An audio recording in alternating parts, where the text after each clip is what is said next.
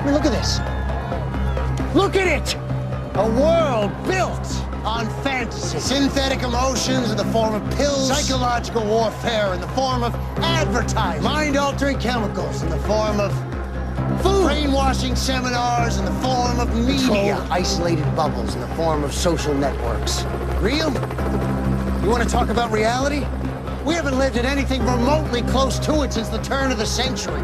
We turned it off, took out the batteries, snacked on a bag of GMOs while we tossed the remnants in the ever-expanding dumpster of the human condition. We live in branded houses, trademarked by corporations, built on bipolar numbers, jumping up and down on digital displays, hypnotizing us into the biggest slumber mankind has ever seen. You have to dig pretty deep, kiddo, before you can find anything real. We live in a kingdom of bullshit.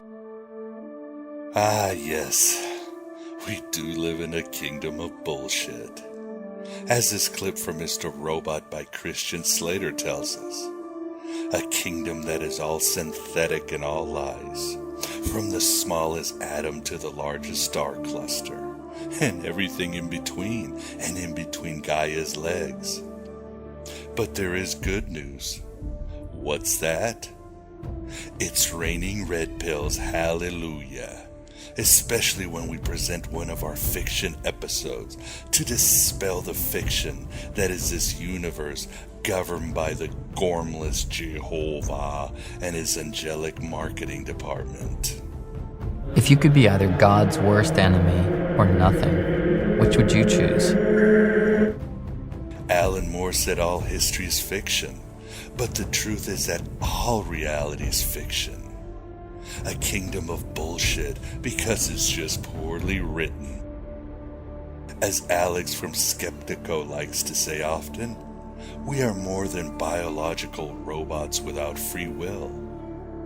And I say the part that is, quote, more is our divine spark, which in essence is our compassionate ability to create, invent, and rewrite the narrative of the creator gods and their butt slaves in the establishment.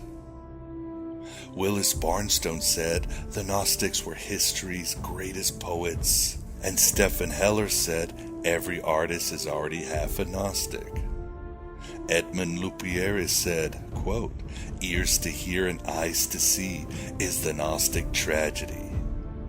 And I say, write your own gospel, live your own myth.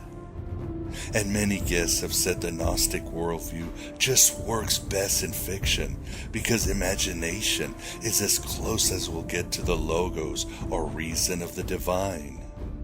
That great and supreme creative intelligence known as the alien god, incarnating from Moby Dick to Snowpiercer, from Goethe's Faustus to Morrison's The Invisibles. And if he is not the Word of God, then God never spoke. Welcome to Aeon by Gnostic Radio, broadcast at the virtual Alexandria, that state of mind where East meets West. Always through the God above God that can.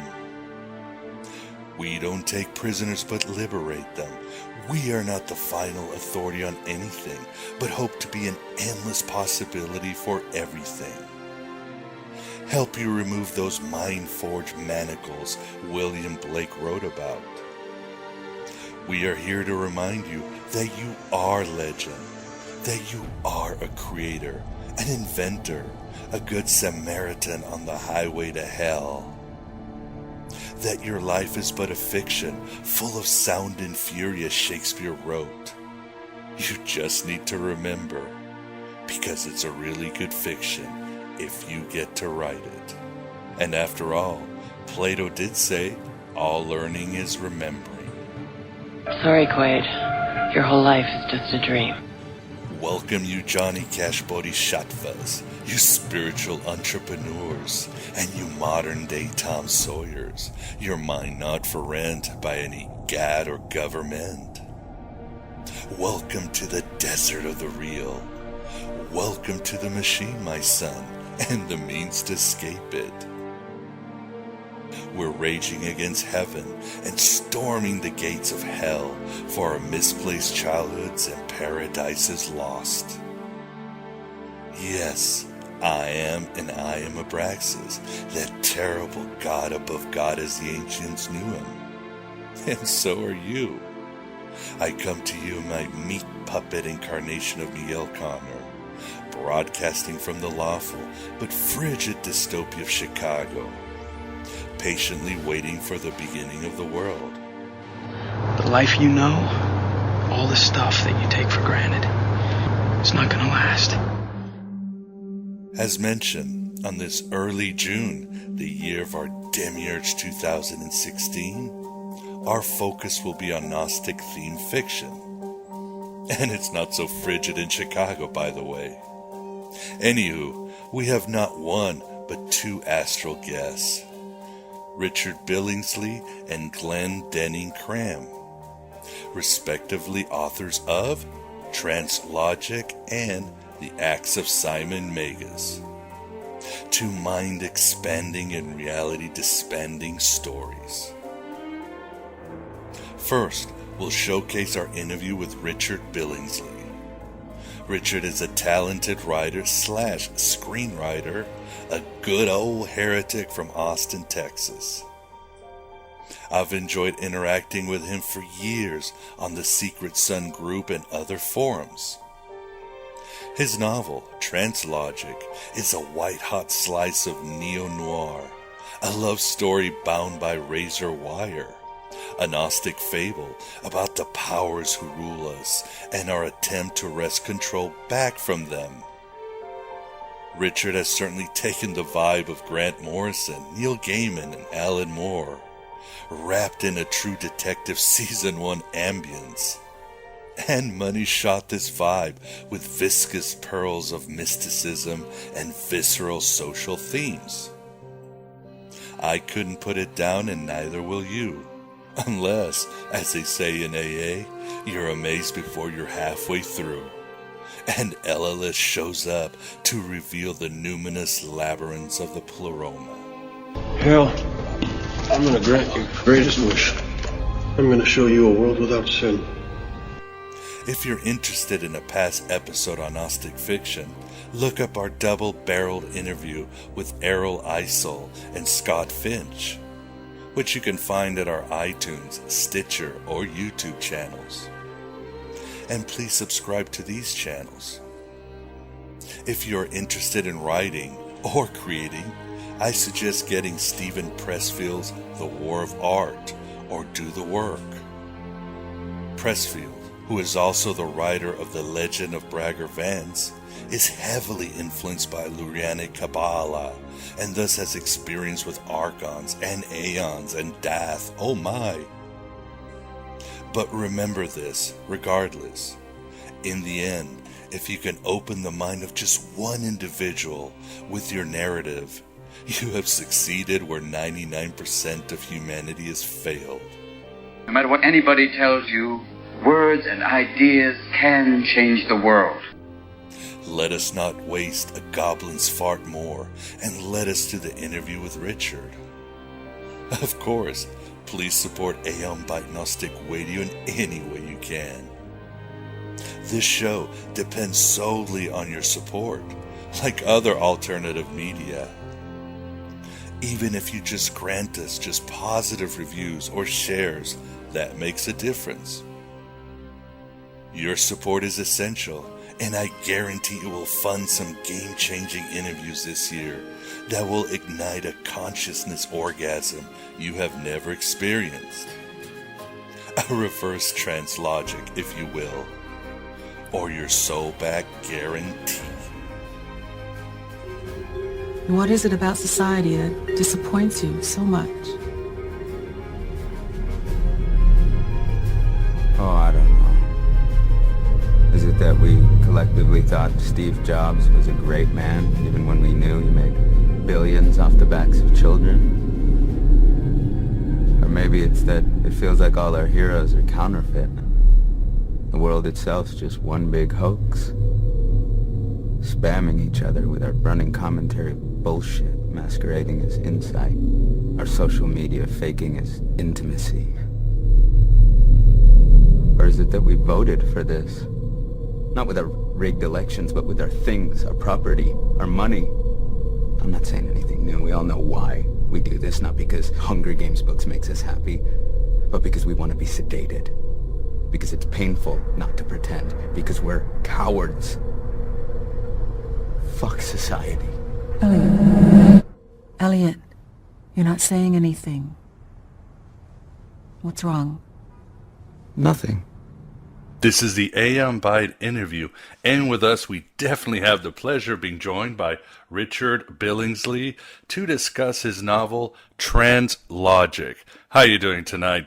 Oh, I'm doing fine. I've had a daydream for a number of years now about being on the show. Here I am. This is great. Welcome to our nightmare, Richard. Yeah. Great having you on. I mean, obviously, you and I have interacted for many years in different occult, Gnostic, and writer forums, so it's great to have you on. So now that you're on, why don't we talk about you and your journey? Give us a little bit about your spiritual hitchhiking journey and how it led to write Trance Logic. Oh, that's a good question. There's a lot of twists and turns in there. It's kind of hard to know where to start, but I guess to be as brief as possible, I became interested in Gnosticism because to be blunt, I'm a failed prophet. Of course, if you study the prophets, most of them are failures. People didn't listen to them. But I was about 18, 19. It was the first time I went to university. I had to go about 3 times to get my degree. I'd go for a while, run out of money, and have to work and go back. And at the time, I was a good Southern Baptist and went to the Baptist Student Union. And it's kind of surprising now, but there were actually some very liberal people there. And there were in the Southern Baptist Convention at that time, and very moderate people. And we talked about the Gospel of Thomas that had been just translated into English not too long before. I'm kind of an old guy.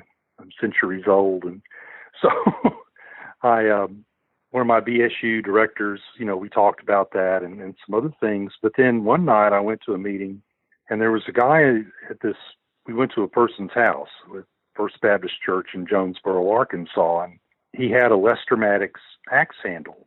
And he explained that Lester Maddox was a restaurant owner in Georgia, and he had been governor of Georgia before Jimmy Carter had been elected. And we were all excited about voting for Jimmy Carter. It was 76, and it was a big deal for us. But he said, no, not me. And he explained that Lester Maddox, during the civil rights, brouhaha and all that, had a bunch of African Americans who wanted to come into his restaurant, and he chased them out with this axe handle. And people of Georgia thought that was just peachy keen, and they elected him governor. And people had Lester Maddox axe handles. It was a thing. And he explained he was conservative, and he had a right to his opinion and all this other stuff. And just after that, I began to see the signs that some things were really changing. And there was some people with a lot of different names, but one was Paul Pressler, for instance. And they were coming in, and they wanted to really radicalize, for lack of a better term, the Southern Baptist Convention, as if it wasn't very conservative and even kind of right-wing anyway. For the most part, it was. I mean, there were some liberal people, but you had mostly a lot of reactionaries. And so but they really wanted to come in and take control and run the moderates out. The people that were my pastors at the Baptist Student Union and at the First Baptist Church, they were worried. They had all been to seminary, and when they went, it was about free inquiry, and they didn't bother you too much about what you actually believed. You just need to go to seminary and do the work. And now they were changing it, and you had to sign essentially a creed. And if any of your listeners or anything about the Baptist movement, Baptists tried to be without a creed. And so it was very disturbing. And I really railed against it. I was really angry about that. And at the time, you didn't go around calling your political opponents Nazis, but I called them Nazis. And I wasn't the only one. Some other people did too, but people really didn't listen. People were nice, and they were moderate, and they thought everybody should have an opinion. And they didn't want to upset anyone by telling them they couldn't speak out, even if the speech was pretty much hate speech. And the Southern Baptist Convention was kind of turned over. And it was just, one of the big changes that happened was that actually evangelicals weren't that bent out of shape about abortion. Reverend Billy Graham wasn't that fired up about it, for instance. He had been to China and seen how many people there were, and he kind of understood. It's one of the hard facts of life, but it's one of many. But all of a sudden, by 82, it had really changed, and they married themselves to a certain political party, and off they went galloping together. And it's hurt a lot of people in the interim. And I quit going to church. I stopped identifying as a Southern Baptist, wouldn't do it. And in fact, I even spent a certain amount of time as an atheist when I finally was able to get in and finish my university education. I was majoring in psychology and going to get my master's degree. And pretty much I got convinced to be a materialistic atheist. And I felt kind of depressed about it, actually, that kind of all the magic was gone out of the universe. But I didn't hate Jesus. I still believed in Jesus. I just didn't think he was a supernatural figure. And then one of the things they also told us is that consciousness was an hallucination. And it's just kind of an illusion. We really don't really have consciousness. And we just have chemical processes in our brains that respond to environmental factors and all that. And I really contemplated that, and I thought, well, what is hallucinating if you don't have consciousness? How can cells that are reacting on this very mechanical, reductionist, chemical process hallucinating? You can't hallucinate without consciousness, and it kind of started me back up. And I began to realize then I was on a journey. I mean, if you'd said it before, I would have said, oh, sure I am. But now I really felt it. And I started climbing back up. And I heard Elaine Pagels on NPR talking about her book, The Gnostic Gospels. And she quoted something from the Gospel of Thomas, something where Jesus, and on my own personal devotional thing, I refer to him as Yeshua, because I really like the Aramaic. I like to get into the Aramaic culture that he operated in. So, but anyway, Yeshua said this. He said, if you don't realize that which is within you, it will destroy you. But if you do realize that which is within you, it will save you. I might have it backwards. You might have said the saving thing first. But anyway, it really hit me pretty hard.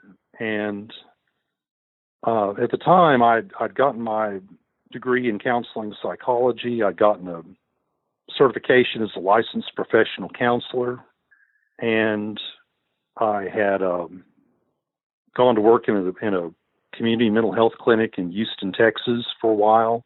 I ended up working with people that had multiple personality disorders. I worked with a lot of people who had gone through really horrible childhoods, all this, sexual and physical and emotional abuse.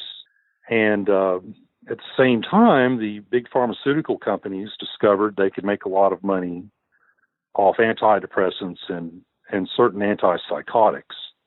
And the higher ups at the we called it MHMR, for Mental Health Mental Retardation Authority, really wanted to push medicine. And they didn't want us to do psychotherapy and didn't want us to ask questions. And it became really unreasonable. It was sort of like, consciousness is a hallucination. That became kind of a ridiculous story after a while. And theirs was, you're born with these bad genes, and the bad genes lead to bad brains, and bad brains mean you have depression and all this other stuff. And I guess I still believed in humanism to a degree and reason, and I wasn't the only one. A bunch of us tried to explain, this is just what's coming across our desk. We're not trying to elicit this from people. We're just listening to what they say and responding to it. It's client-centered.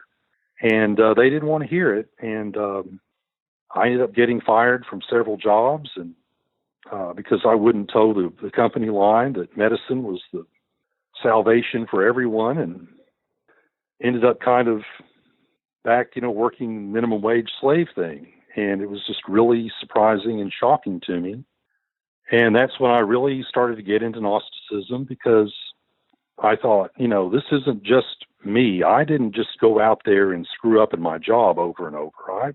There's something going on. It's kind of organized against me, against a lot of us. And I met a lot of people around the country through different forums who said, yeah, well, I got my degree in counseling and I got kicked out of the business too.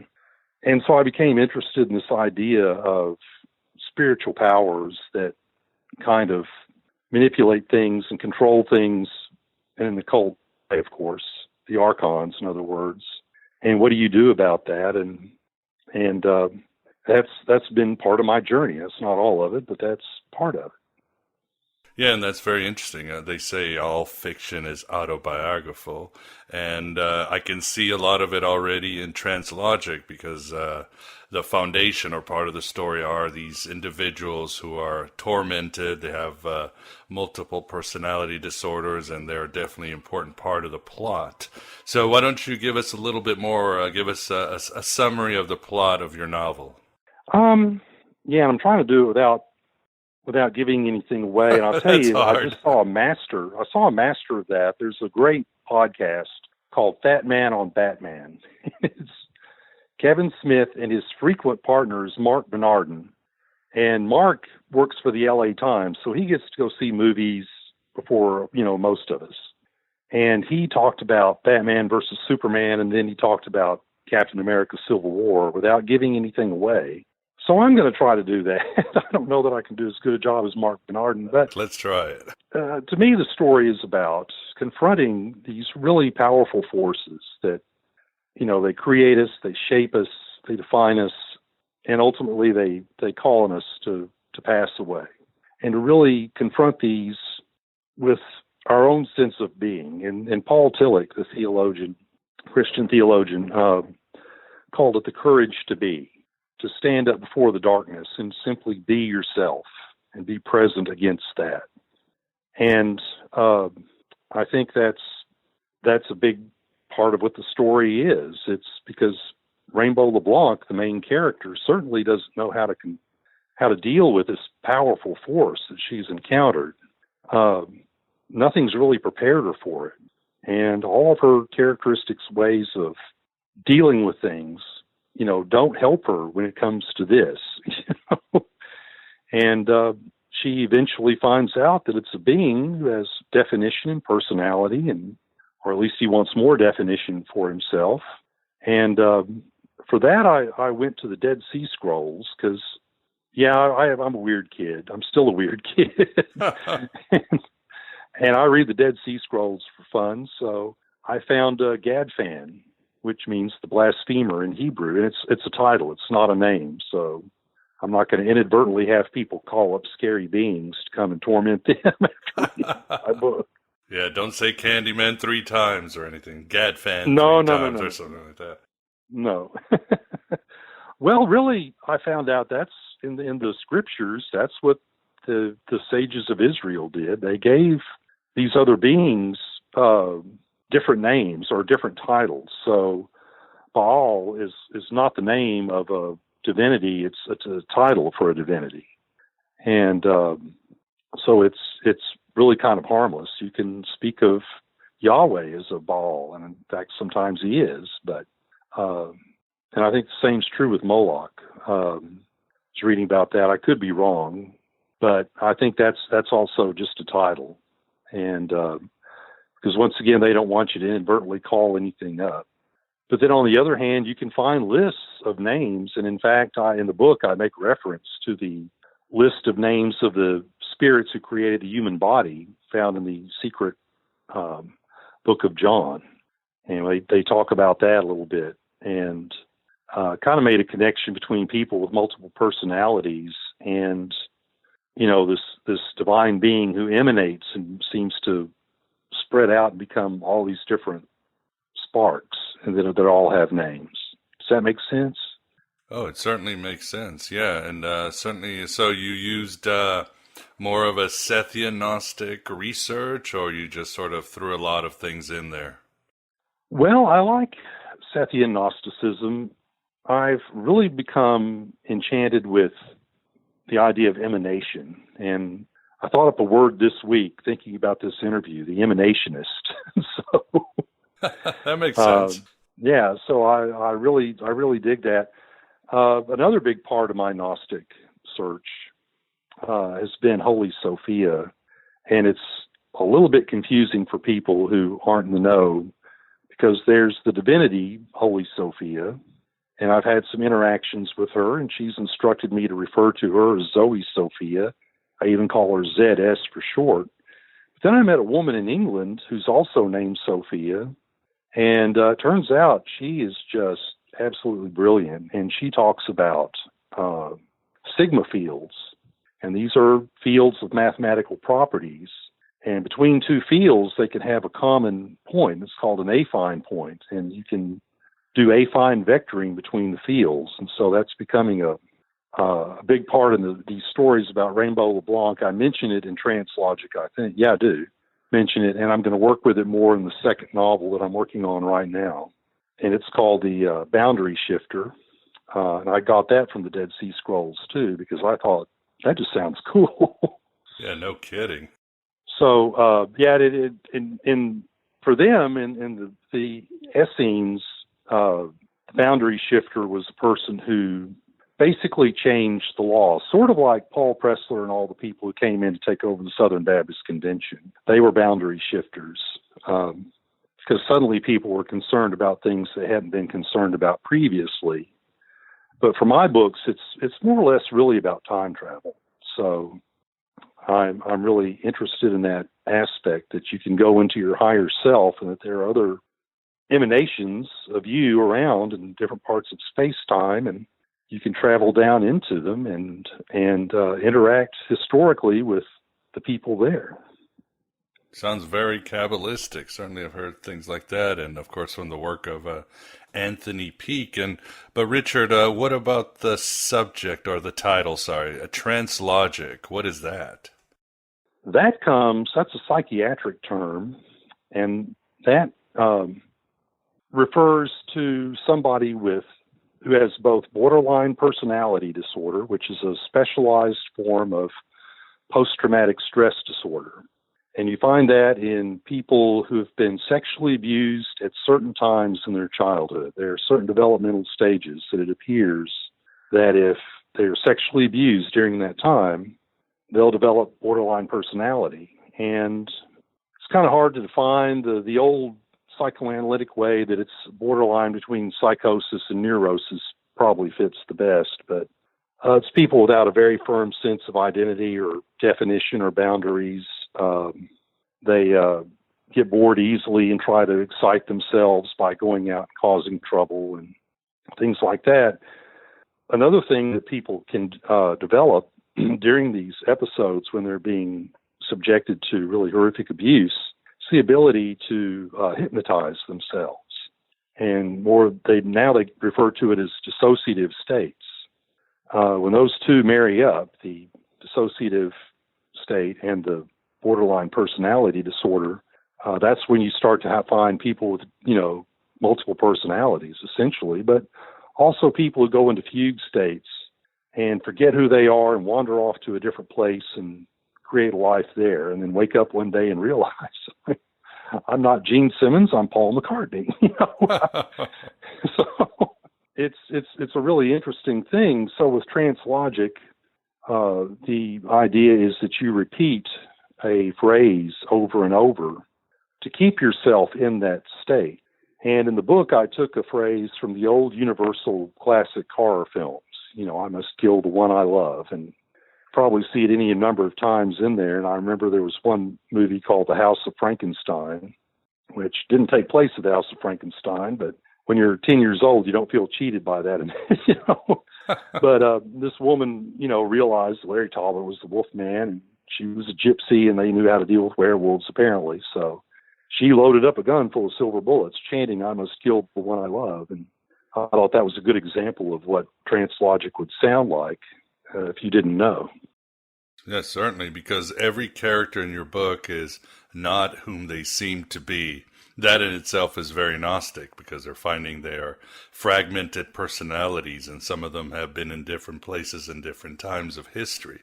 And that's beyond the whole archontic plot of powers and principalities controlling parts of, controlling most of the governments, the religious institutions, and the businesses. So all in all, it's a very Gnostic novel.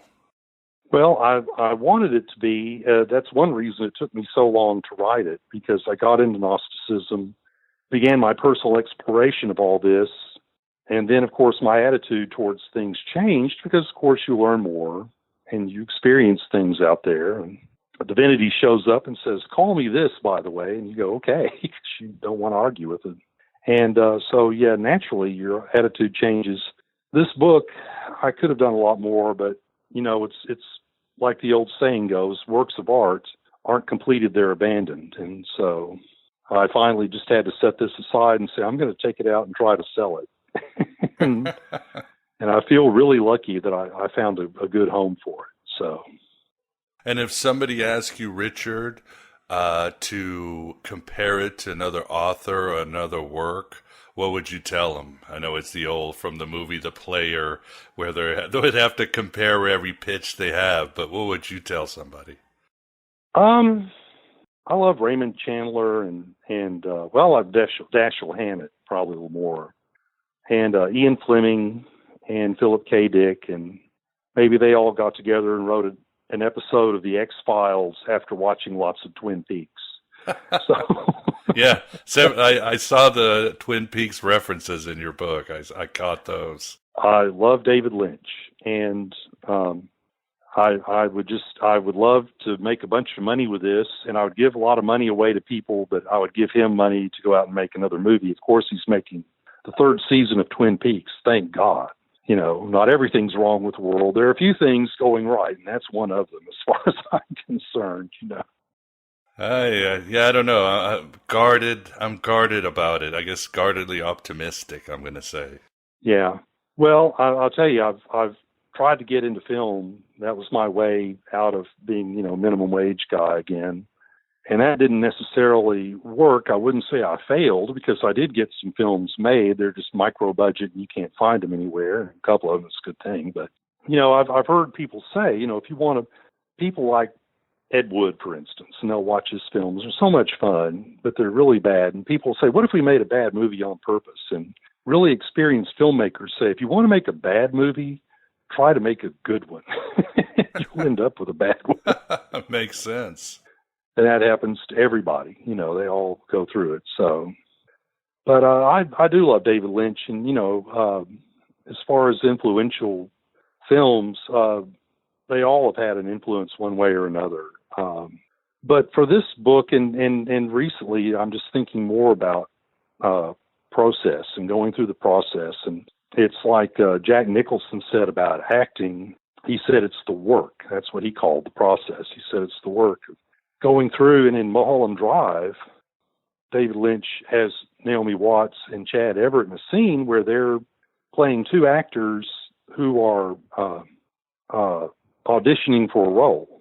And they've established before the scene begins that the sides that Diane Selwyn, who's Naomi Watts' character, got weren't very good. It's not a very well-written scene.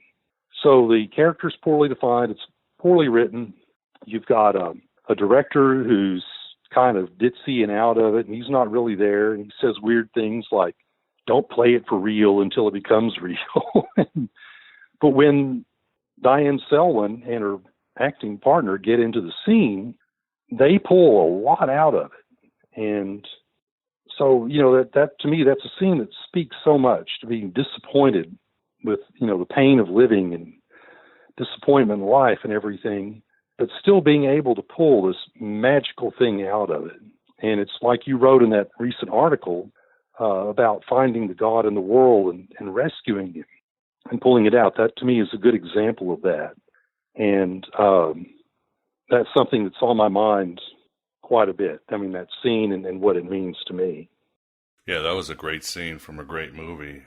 God, talk about a very strong Gnostic-themed movie. And when it comes to Gnostic-themed movies, what are some of your favorite, or even some of your favorite books, Richard? Books, almost too many to mention, of course. The Gnostic Gospels got me started. I found actually some of the best books I found are written by Orthodox Christians. There's a French Orthodox Christian theologian named Jean-Yves Lelou. He wrote a great commentary on the Gospel of Mary. Oh, that's a great book, you're right. And it was translated from the French by Jake Needleman, but it's just a really important book for me. And I hope I say his name right, Hal Taussig led a group of scholars on an exploration of Thunder Perfect Mind, and they discovered that actually that is a performance piece, and that what we have written down is just one performance, perhaps, that somebody really liked, and that it's almost like spoken jazz, that the performers probably would get up and improvise the lines, but they probably stuck to certain themes, but you know, they would watch the audience and watch how the audience reacted, and then go back and you know, give something back out to the audience. It's sort of like that scene with Diane Selwyn and Chad Everett's character, I forgot his name. It's that energy play back and forth, and just like Jack Nicholson said, doing the work. And so those are big. As far as movies, once again, almost too many. And sometimes in movies, you just have a scene that's very Gnostic, and maybe the rest of the movie isn't so much. In The Wolfman, made in 1941, there's a scene where the Wolfman has been trapped in a wolf trap, and he falls on the ground and he struggles and he passes out. And Maria, the gypsy woman, shows up, and you know, she's sort of like Mother Sophia, and she soothes him and everything, and he turns back into a human being, and she, you know, helps him escape from the hunters. And I thought that was very Gnostic. Sylvester Stallone had a movie that's really kind of a B movie for him, and he made a lot of B movies, but it's called Escape Plan, and he's a guy who professionally breaks out of prisons. And he said there are 3 rules. One is to know the layout. Second rule is to know the routine. And the third rule is to have help on the inside or the outside. And, of course, to know the layout is to, you know, look at different types of Gnosticism, like Sethian Gnosticism. That would help you find the layout. The second part, I think, as far as the routine goes, is astrology. Astrology isn't about how stars control you or anything. It's about the ebb and flow of divine power. And if you become aware and involved in that rhythm, you can use it for your own work. And then the help is, of course, you have an outward teacher who teaches you Gnosticism or philosophy or whatever. And then as you go inside and you find your own angel or spirit guide, or I found Holy Sophia, I think, then you have that. And so when it all works together, it does help you kind of break out and really begin to evolve. So I like that movie. The rest of the movie's pretty shaky. Is that the one with Arnold Schwarzenegger too? Yeah, Arnold Schwarzenegger was in it. Yes. My wife watched it, and she kept telling me this is a very Gnostic movie. She's Catholic, and I sort of gazed at it, and I was like, no way. But I might have to take a second look at it, Richard, if I can get over the B-movie aspects and the acting.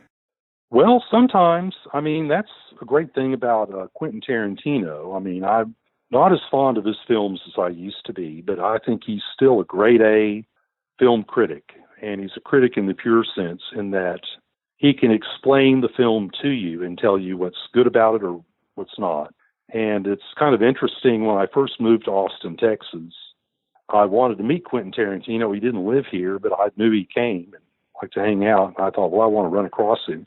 Well, he had a film festival, and he collects cans of actual film, the actual film they show at the movie theater. And there are people buying those. And he had a stack of films about cheerleader movies. And there was an actress who got really into all the cheerleader movies. She was in quite a few. And her name was Rainbow Smith. And that's where I got the name Rainbow for this franchise I've launched. So, and I thought that was a cool name. I was looking for a cool name for my character, and I didn't have it. And that's, once again, how long I've been working on this story, since 96. But sometimes it takes a while, but the second book's going to be a lot faster. It's really coming along. Yeah, this one moved, well, I know it took you a long time to write, but the plot is very fast, it's fierce, it's often places it's very visceral, but also it's very philosophical. So I thought it was a good read, and I was glad to see that there was going to be a sequel. I was expecting an apocalypse at the end of the book because everything was getting so intense. So hopefully we'll see it on a larger scale, even if that can be done. I think so. People in the audience, the public, as Alfred Hitchcock called them, don't go see David Lynch films, but everybody in L.A. and New York will go see them. And there are people, I think, that harbor a secret desire to make their own David Lynch film or make an X-Files type project, produce it. So we'll see if it does. I actually know a lot of people in Hollywood, and I've let them know that the book's out. There's still competition, but one of the good things about the press that's put it out is they're small, but they're kind of influential. And there are a lot of people who have started with this press who now have, multi-book deals at the big major publishers. So I've got my fingers crossed on all that. But I have actually 5 books planned out. This one, Trance Logic, and then the next one is The Boundary Shifter, and then 3 others. And they're all going to be a little more surprising than the last, I think, I hope. Another book I just want to throw out that's been really meaningful is also written by a non-Gnostic. In fact, he kind of criticizes the idea of a Gnostic God, but otherwise it's a really great book. It's called Anatheism, and the subtitle is Returning to God After God. And it's written by an Irish philosopher named Richard Kearney, and obviously very bright man, very philosophical, and he said there's now an intellectual movement in Europe to return to religion after atheism. So that book really influenced me. I don't want to talk about it too much, but if the listeners want to check it out, I think they'll be satisfied. I think you will be too if you look at it. It's really a very, very cool piece of work, and it's going to influence the rest of my work as I write the rest of these books and other writing projects I'm coming up with. Wonderful. And to end, Richard, what advice would you give to other aspiring authors out there? I see so many mistakes, and I admit I make a few mistakes myself. Don't get too anxious and too desperate. Don't get too impatient. This will come when it comes. And I wish I'd had this book 10, 15 years ago, but then it wouldn't be the book it is today. I would like this book a lot better than the one I would have written 15 years ago. So another thing is, find what it is you really love about writing and just really get into that. And I think that writing is really bringing the stars down to earth where we can all look at them and deal with them, if that makes sense. And that's what I really love about it. And that's why I want to do a really good job and have people really enjoy my writing so that they can feel that's what's happened with them, even if they don't articulate it that way. Makes sense, yeah. Come up with your own escape plan, even if it ends up as a B movie, right? Right, absolutely. Well, that was the thing I was getting to with Tarantino. He said even B movies can be just amazing. And, you may not think about it just looking at the cover or the schlocky trailer or whatever they come up with. But he's right. I mean, there were some really, really good movies he came up with. Revenge of the Cheerleaders was one, which sounds totally weird. And he found some other gems. I was like, doggone it, he's right. Yeah, I remember Switchblade Sisters. I was so ashamed I loved that movie for decades until he came out and said he loved it. So that's a perfect example. Yeah, that, and there's a bunch of them. I mean, it's too many to list. So, it's just find that part of it that you love, and it really helps you. And the hopeful part is there are enough literate people in the world now that I think if you can stick it out and you're crazy enough and you keep banging on the door till they open up, that you'll find an audience. And, you may not get rich. You'll have an audience, and you'll have people who will be reliable about buying your work. And that's important too. I mean, entertainment is comes from a word that means intertwinement, and it's both art and it's business together. So just keep all that in mind. And that would be it for me. I think that's great advice. Great gnosis, Richard. But I think that's all the time we have today, Richard. I'd like to thank you very much for finally coming on Aeon Byte and discussing your novel Trance Logic. And we definitely look forward to having you on back another time when the other work comes out. Well, yeah, that'd be great. I am clipping right along. I can't say when it'll be finished. Like I say, I'm not going to be impatient, but there was another writing project I wanted to pick up, and I'm almost done with that, and I'll get back on Trance Logic, and we'll get that published here pretty soon. And then hopefully the good thing about the small press is they're not like the major press. And the major press want you to slow down and release books once a year. But these guys, as fast as I crank them out, they'll put them out there. So I kind of like that idea for some reason, that I would like to get all 5 of these written and get them out so people can really enjoy them and have them find a home and with an audience and everything. So, and I'm just so pleased to do this. This is amazing for me. This is really wonderful. And I want to thank you for giving me this opportunity to be on the show.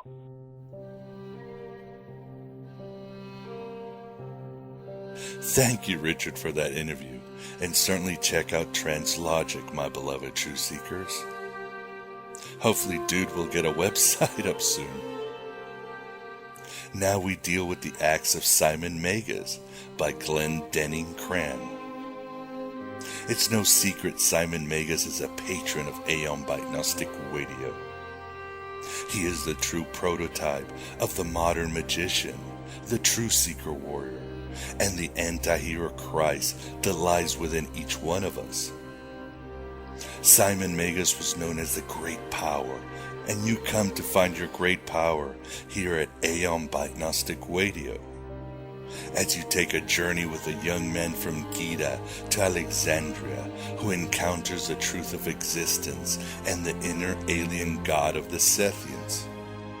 In the Great Declaration, Simon says, "Thou and I are but one."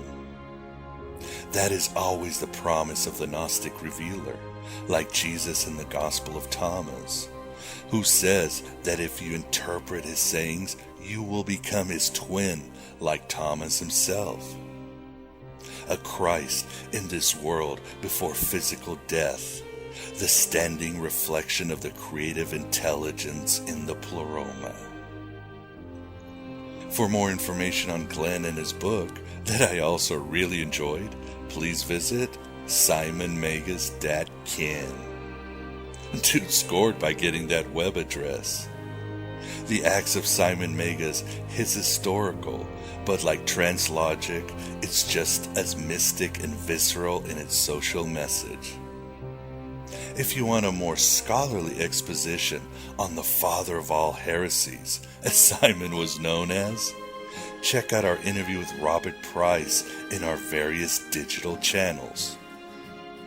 Google is your friend for this, or just send me an email at miguel@thegodabovegod.com. Like Philip K. Dick wrote in his exegesis, Simon Magus lives. Before our interview with Glenn, I'll quote Simon himself from the Pseudo-Clementines, as he speaks to Peter during their magical battle that, I feel, still continues today, as orthodoxy and heresy battle for the anima mundis, the soul of the world. 2 terms for Sophia herself. Here it is, and here is what Simon Magus tells Simon Peter. And you will turn to flight, for you will find nothing to reply. But the foolish people will agree with you, indeed will come to love you. For you teach what is customary with them. But they will curse me, for I proclaim something new and unheard of. And what is that new and unheard of thing? It is your art. Like William Blake wrote, imagination is the real and eternal world, of which this vegetable universe is but a faint shadow. Let us continue with what is new and unheard of, into that world of imagination, and our interview with Glendenning Cram on the Acts of Simon Magus.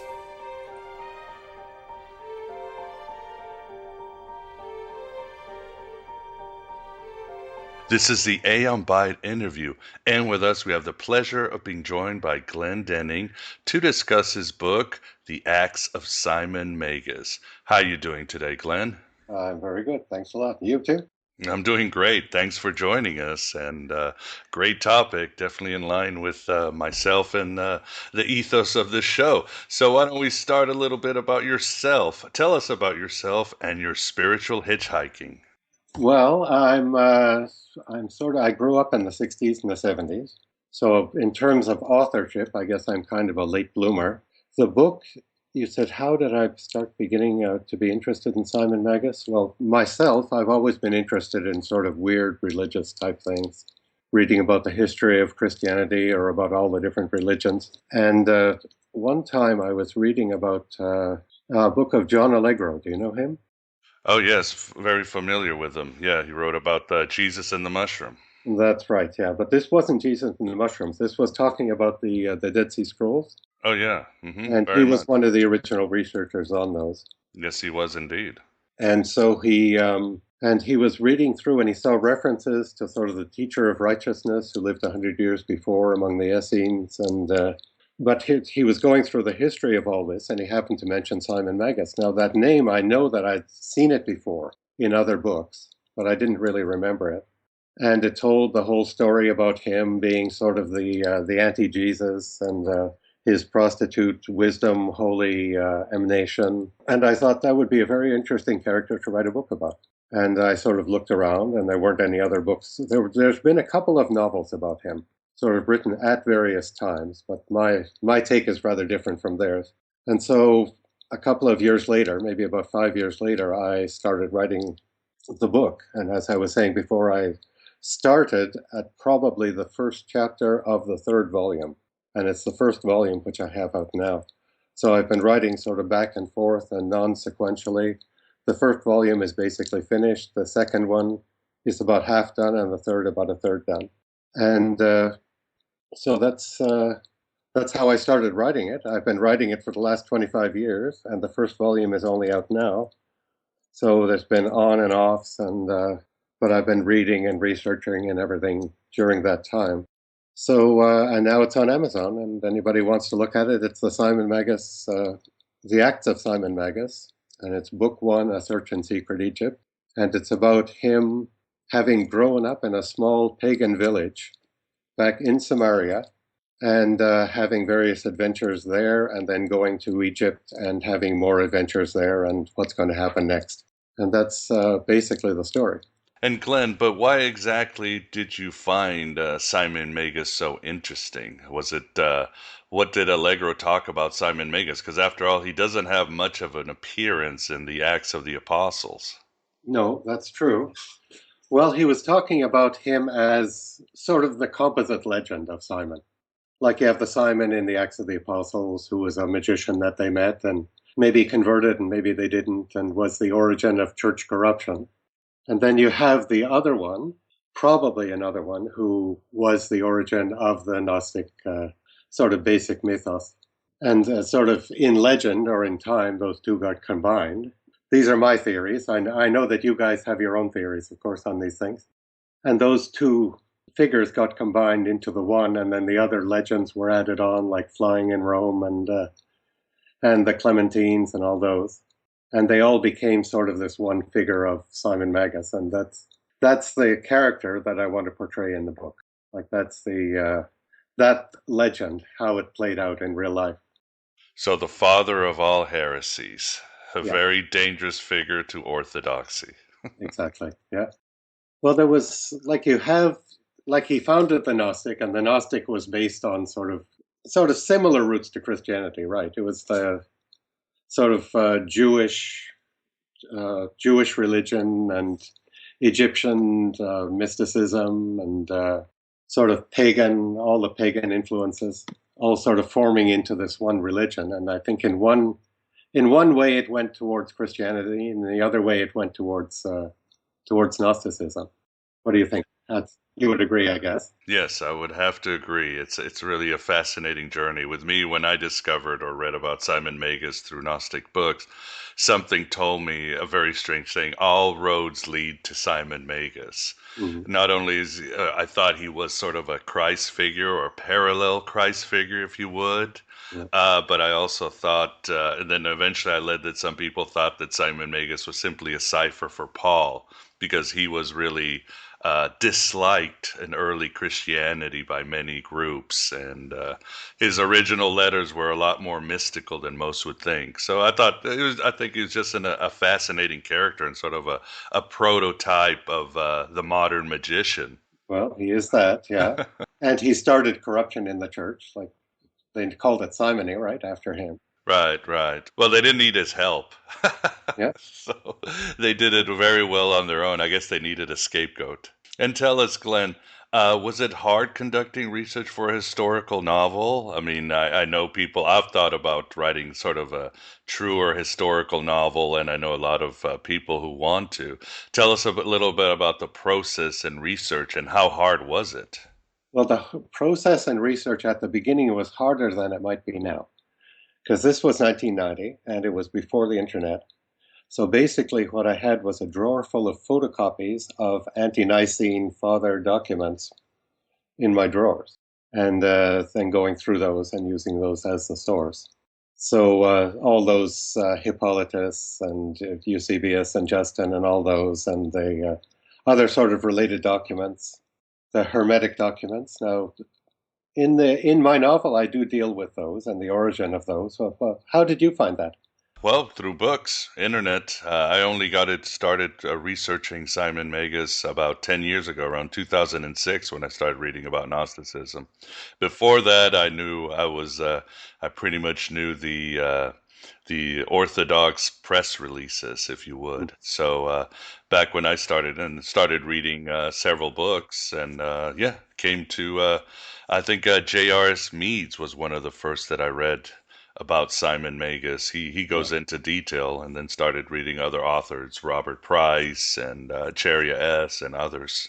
Yeah, no, with me it was similar. Yeah, going around and reading various people's opinions and sort of the ancient chronicles, trying to all the different myths from that time.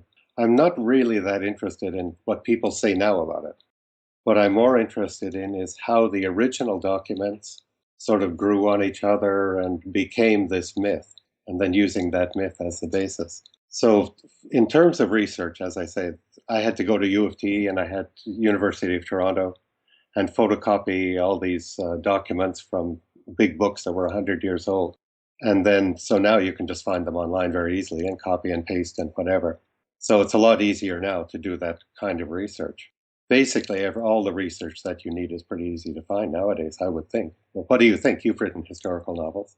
No, I actually haven't. I've thought about it.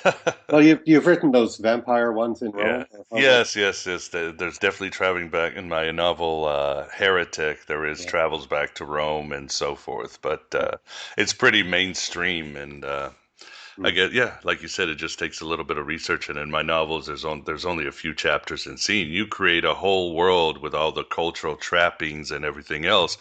One thing that even I sometimes forget, because I get so caught up in Simon of Samaria, but he was from Gita, wasn't he? Well, Gita was in Samaria. Now, Samaria is named after Samaritans, but it wasn't just Samaritans who lived there. There were a lot of sort of mixed areas where one village might be Jewish, one might be Samaritan, one might be old-style pagan. So that's really what I brought into that. So he comes from a pagan place. He's from Samaria, but he's not Samaritan. In fact, in his village, they actually revered Moloch. Could you tell us a little bit about that, Glenn? Well, they're from original sort of Phoenician Canaanite religion, which it's sort of a pantheon of gods, like most of the cultures around there. You have a head god, you have Bel, you have different gods. For the storms was Baal, and the gods, the lords of different things. So Baal means lords. I call them lords in the book. And so there's the Lord of Thunder and the Lord of all those those different things around, growing the crops, and those are the ones that you sacrifice to. And they're not really influenced by the other Jewish or Samaritans. They know they're there, but they don't really interact with them, except in one big exception, they do. In your novel, Glenn, those who revere in Gita, those who revere the god Moloch, are still practicing child sacrifice. Historically, obviously, there was child sacrifice. In fact, and you point out in this book, and it's historically true, the Romans hated Carthage because they were killing children. That was one of they had a big distaste for that. Do you think this was this going on in the first century still from your research? I would think that well, I have no idea, but I'm saying that it did for the story. Well, there are scholars who have posited that obviously the old ways just didn't die until you actually exterminated that god completely. Yeah. And of course, that's a very, again, that's a very powerful motif that you use in your novel, as Simon is basically in this village where they're sacrificing children, and he is in line and all that. And it's very interesting because in their minds, they still have this idea that everything is about the gods. It's interesting to get into the mindset where everything's going to work out. Everything is your crops. Everything depends on pleasing the gods. So something as child sacrifice would be pretty normal and actually a heroic action to do. Yep, exactly, yeah. Well, one of my main things, I think, in sort of the overall project, let's say, is to show that people in another time, people 2,000 years ago, were in one way exactly like us, and in other ways very different from us. So they were human. They reacted to different situations in basically the same way we would, but in things those are sort of instinctual things. But things determined by culture, for example, would be very different. If you believed that everything was alive and there were demons everywhere and the gods were looking at you, you'd have a different point of view than someone who didn't believe that. So at that time, there were a lot of different, because of the Roman Empire was making everything mix up. It was sort of like today, where all different cultures are combining and sort of conflicting in different ways, sometimes very violently, or sometimes they sort of merge into a new culture. And this is similar to what was happening, I guess, at that time, with all the different religions, the Greek gods, the Roman gods, the Egyptian gods, and the Jewish God, who was very, very influential in all the different philosophies, like they all took him into account, or something like that. So that's what I'm trying to say, is how these things sort of coalesced into Gnosticism and Christianity, for example. And they went in totally different paths. And there are very good reasons why Christianity was the winner for that. So that'll be explored in later books. Yes, for the listener, the Acts of Simon talks about Simon's journey from his town of Gita as a youth, going to Alexandria and sort of starting to come on his own. It's an adventure. And what I thought was very interesting, obviously the story is through his eyes. And in a way, it's a very Gnostic story because unlike other characters, more or less, in the book, he really starts noticing what a false world this is. He's really looking for mystical experiences. He's looking for scholarship. He's looking for science. He's looking for love in a lot of ways. And he finds out that it's all synthetic. People have their own agendas. There are people at the top controlling things. Even when it comes to the gods, it's just one big manipulation. Is this something you wanted to convey or just came naturally? I'm not sure about all those things, but yeah, I just sort of let it flow when it came. It was on and off. There might be a few years where nothing came at all, and then other times when it was just all the time. So yeah, sometimes I discover the themes, I guess, that I want to show. It's only after I write them and read them again that I actually discover what the themes are. And I guess any writer would find that. You've done writings. Do you find that? Oh, of course. I mean, it's our own journey into self-discovery. What do they say? All fiction is autobiographical. Yeah. It's what we see in the world, regardless of the time it is. But again, Simon seems very Gnostic because he immediately knows that there is a false reality around him, and he has that sort of perverse Gnostic humor where he just at one point he's very touched by and affected. He's very sensitive about the world that's going around him, the sacrifices to Moloch, the sort of bureaucracy of the philosophers in Alexandria, the weird ways that the gods act. But he also has a sense of humor, very cynical about things. I think so. Yeah, yeah. And sometimes he has no idea what's happening, but yeah. But anyhow, so he comes to an end. The end is sort of from well, you know the source of the end, I guess, of the last scene. Yes, the last scene. Yeah, it's a good cliffhanger. But going a little bit back, we don't want to give the end, but it's well worth the read to get there. But well, in my blurb, I say it's Lovecraftian, so I guess I can say that here. It is, yes, it is Lovecraftian. These entities that are out there. That was pretty intense, and that's the scene where he meets the witch Selene, which of course I found fascinating because it really showed that there was a very powerful and influential feminine power back then and movement. And I assumed this was Ellen. In the legends, he meets these Ellen of I think it's Tiana. From Fear. And they become sort of united as Sophia and her consort become united in the heavenly worlds. Well, the two excerpts that I sent you deal with exactly those things. Are those on the internet, Glenn? Yeah, I sent them. Look at them soon after and let me know what you think, because they address his first meeting with the real Helena. So Selene is not Helena, but maybe in a way she is. And the other one is sort of a dramatization of the basic Gnostic myth, the Passion of Sophia. What is the address? Do you have the address on you? Yeah, it's in the last email that I sent, that you sent. For the listener. Do you have the address for the listener? Yeah, so it's simonmagus.com. Well, simonmagus.com is the main website for the book. And then you'll find those excerpts are there. I'll put them up there for... I enjoyed going into Alexandria, a fascinating city, as I've always thought. Cosmopolitan city where there is so much intrigue, so much going on. Was that fun researching it and writing about? It was, yeah. Yeah, all of these things, sort of, I read the old books that are written about it. I had a little thing, actually, recently in revising the first volume to make it a proper book ready for publication. I discovered that part of the description of the graveyard in Alexandria was wrong, so I sort of had to adjust it a bit for that.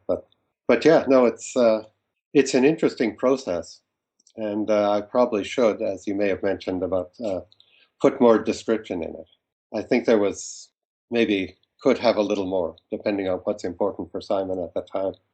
But yeah, it's the period of Alexandria with all the different influences coming in of philosophy and religion and mysticism, all sort of trying to combine in something that made sense, was something which I found very interesting. Yeah.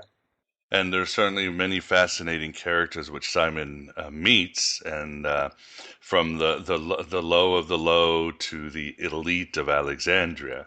Yeah. And one of the characters he does meet in a very interesting way, we don't want to give too much away of it, is Philo of Alexandria. Yeah. Why did you decide to introduce him? Although it makes perfect sense because he was one of the great minds of those days. Well, when I was doing my initial research, I actually saw something that said there was a reference in some Samaritan chronicle that Simon had been a student of Philo.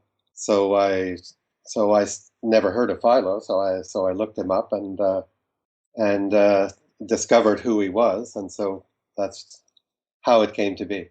And so that Philo or Philo, whatever you say, is trying to reconcile the different mythologies of all the religions with his own Jewish religion as one sort of source of various strains later on. I deal also with the Poimandres, the Hermetic literature as well, as you know.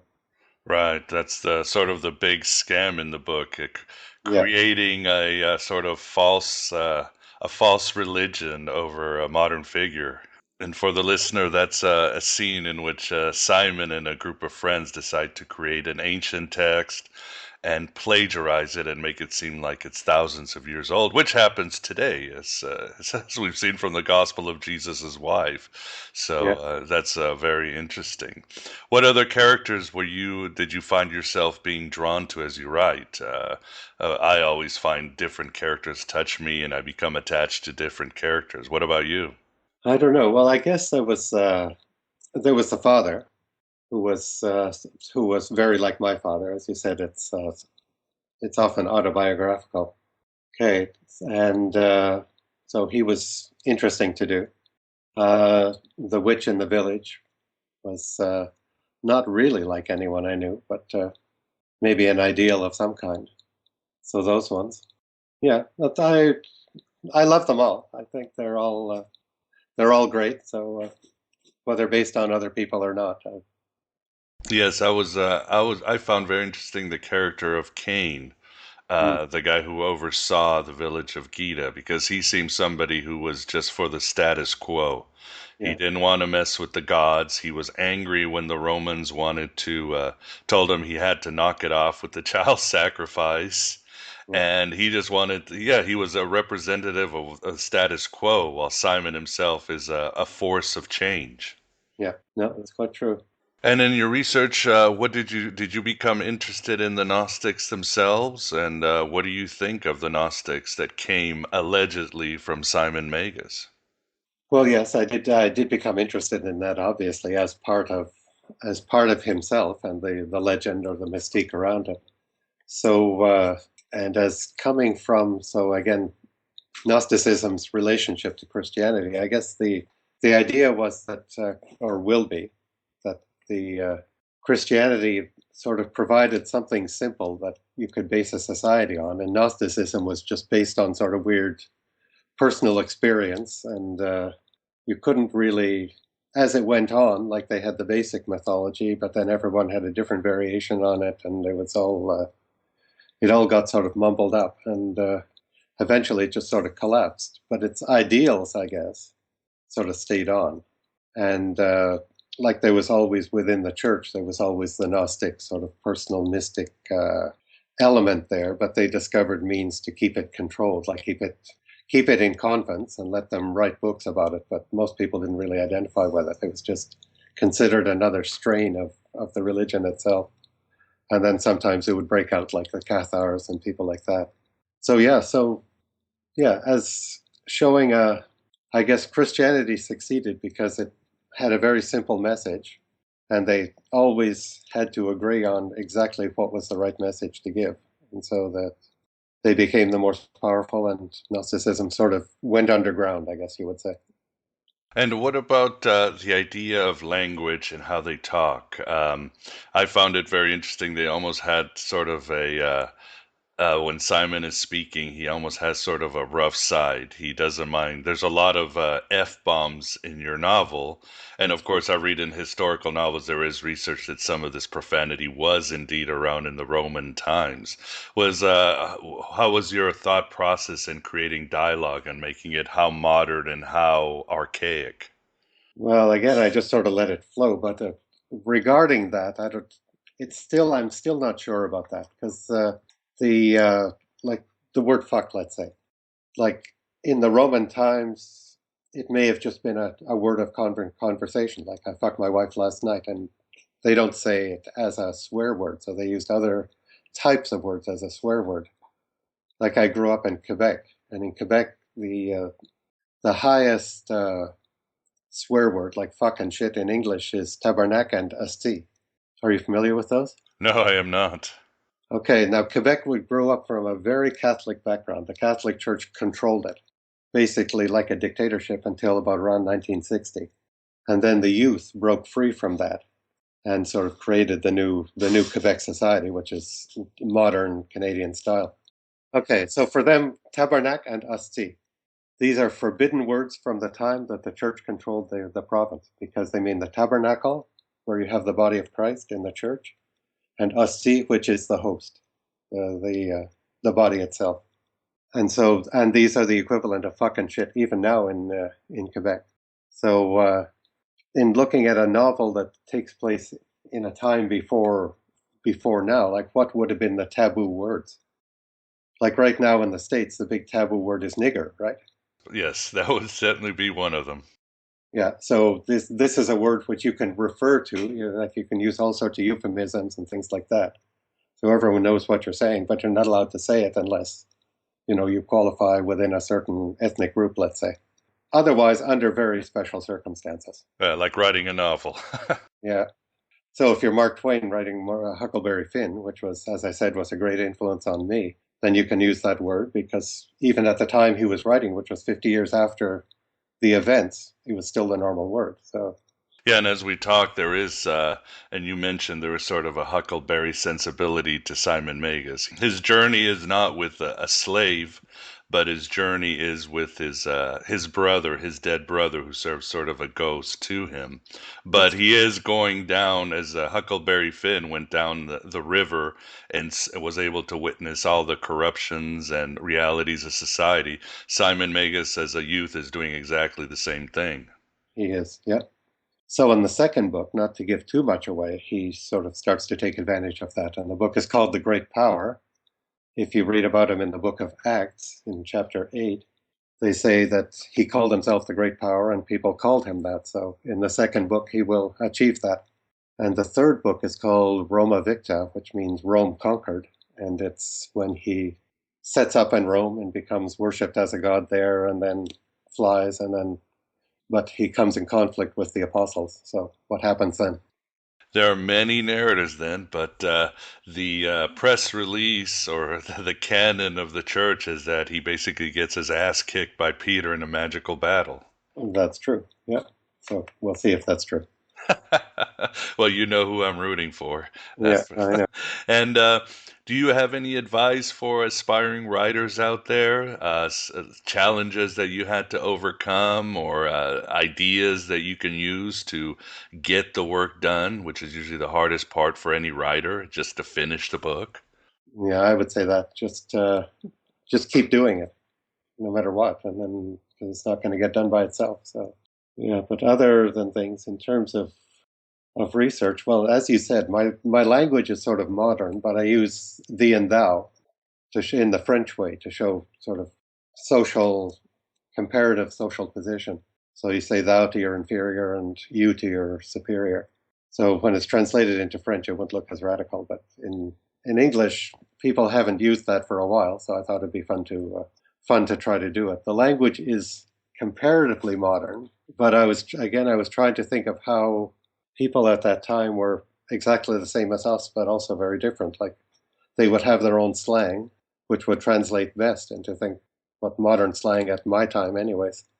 Maybe in 50 years it would look very outdated, but No, it works. I think it works very well. I was able to get a good sense of it. And with the backdrop, yeah, like I said, it definitely worked. And what's very interesting is when you read things like the King James Bible or or fundamentalists, they get hung up on thee and thou. But when I did some research, the reality is that in Shakespearean times, thee and thou was more used by the underclasses. The lofty people use you and he and so forth. Yeah. So I find that very ironic that somehow thee and thou makes the King James Bible and other works more lofty, which is not true. Yeah, no, it's true. So yeah, now in terms of the story itself, so as I say, it starts off with him growing up in Gita, which is the pagan village, but there's conflict with the Samaritans around. There's at one point quite violent conflict. And then he goes off to Alexandria and ends it seemingly in the totally lowest spot that he can be, but we'll see if that's the case in the next book. Yes, and for the listener, it's a very riveting book, very interesting book. I was able to read it without a problem. I think, obviously, I am a Simon Magus fanboy, but I think for any listener interested in good narrative, good stories, and good historical plots, this one definitely is a good read. But I think that's all the time we have today, Glenn. I'd like to thank you very much for coming on Aeon Byte and discussing the Acts of Simon Magus. You want to give the listener your website and so forth? Okay, well, it's simonmagus.com. I actually waited for a couple of years to grab that title. That just Simon Magus, all one word. So you can see some sort of selected readings there. I know that you're going to put those two links on your website, but I won't put it on mine just now. On Amazon.com. So I have the book now, just to sort of explain, sort of full disclosure, that the book on Amazon right now is as finished as I could get it. What I'm doing is I'm putting it up for, let's say, another 4 months to get reactions and to get reviews and people sort of looking at it and generating interest in it. And then during that time, finish based on the comments that I get from people, so possibly including yourself or some of your viewers, about reactions that they have, and maybe I can take those into account before producing the final version. And at that point, I'd like to submit it to find an agent, but having the agent means that you already have some people who follow you. So to have some following now and then use that to get an agent and possible publication. So that's my strategy. Sounds like a good strategy, and this is the kind of strategy that works in this age of the internet. Yeah. So good luck with your work, and we look forward to hearing more. Okay, well, thank you very much for having me on, and I hope to hear back from some reviews or reactions back from your listeners. Will do. Thank you. Please support AM Bite Gnostic Radio in any way you can. A few shekels here or there. Join my Patreon campaign. Buy some of me reality-dispanding, mind-expanding books like Voices of Gnosticism, Heretic, or Stargazer. Subscribe to our archive of past shows. Your continued donations keep this Red Pill cafeteria open.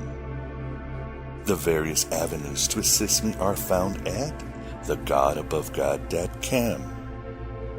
Support alternative media, away from the few corporations that own all mainstream media. I should mention that I am an Amazon.com affiliate, so any books you order from thegodabovegod.com grant me a kickback.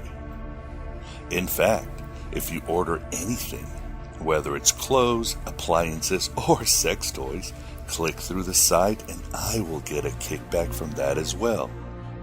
Even if you don't order anything advertised at thegodabovegod.com. Much appreciation to you,